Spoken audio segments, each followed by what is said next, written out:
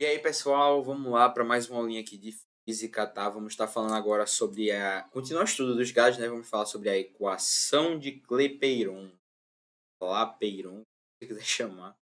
Esse cara aqui, ele estudou, vou mostrar aqui para vocês. Ó. Ela também é conhecida como a equação de estado dos gases perfeitos. É usada para relacionar grandezas de estado dos gases com o número de mols. Então, a gente vai estar usando mol aqui. Você lembra de mol? O que é um mol? Mol, a gente usa ele para descrever uma coisa. Mol é um número, né? Como use a gente fala, né? Sempre tem essa relação, que é 6, vamos aproximar aqui, 6,02 vezes 10 a 23. Isso aqui é o número de partículas necessárias para que uma substância química, né, seja visível ao olho nu. Então a gente vai utilizar esse número aqui. A gente não vai usar em específico esse número, mas a gente vai relacionar aqui a grandeza de importante. E aqui está a equação. PV igual a nRT. E aí eu coloquei aqui, ó, as nossas grandezas. Nós temos aqui pressão, P, volume em V, número de mols em N, e constante dos gases é o R, e temperatura, V. O cara que estudou isso aqui, Clapeyron, ele estudou e ele montou uma constante dos gases, que a gente comumente vai ver. Eu coloquei algumas questões aqui, ó. Geralmente ela é próxima de 0,082. Ela geralmente é esse valor, tá? 0,082. Vai estar em torno disso aqui, geralmente. E aí foi a constante que ele achou, tá? Também temos aqui a temperatura como uma grandeza. P. Lembrando temperatura aqui em Kelvin, tá? Uma coisa interessante, número de mols. O número de mols também é massa sobre massa molar, ok? Massa da substância sobre a massa molar, para a gente saber quantos números de mols a gente vai ter, tá? Digamos que eu tenho aqui 50 gramas sei lá, de arroz, e aí eu digo que um mol vale 2 gramas, então aí eu vou ficar 50 dividido por 2, que vai dar 25. Eu tenho 5 mols de arroz. Entende? Uma relação meio besta aqui que eu fiz, mas eu acredito que deu para entender, né? E aí eu trouxe aqui algumas questões que fica mais fácil para entender. Porque não tem muito segredo, é só ver a fórmula e aplicar. Só, não tem muita questão assim e tal. E eu trouxe aqui uma teórica e uma prática. Em um gás ideal, a pressão, o volume e a temperatura são relacionados pela equação PV igual a nRT. Por você nunca rezei tanto.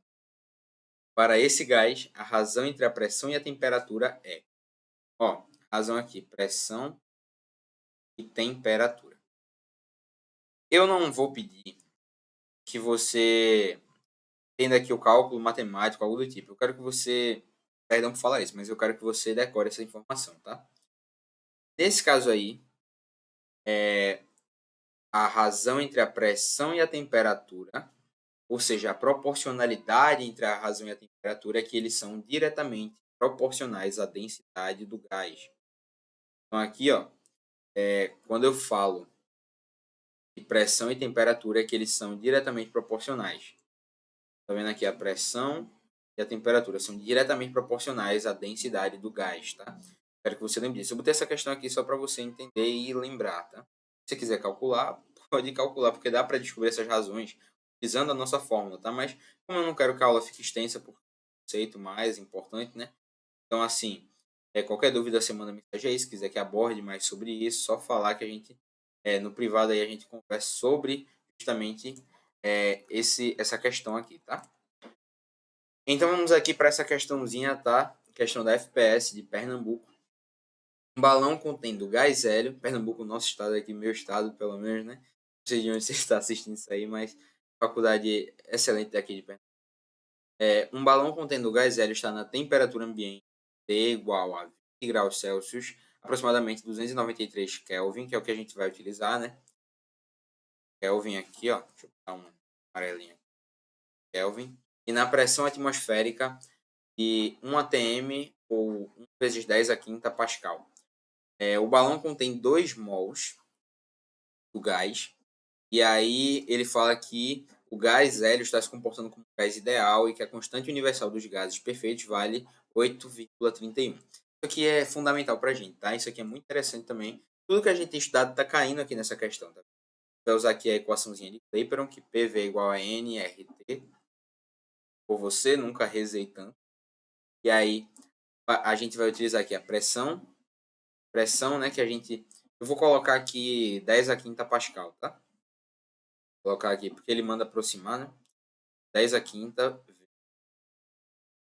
igual a N, que vai dar 2 vezes 8,1 T, vezes T, que é a nossa temperatura, que é 293. Beleza? Vamos ver quanto essa conta aqui vai dar. Tá. 8,31 vezes 2. 6, 16. Né? E agora o que a gente vai fazer? A gente vai multiplicar agora o que sobrou, né? Sobrou para a gente foi 16,62 vezes 293.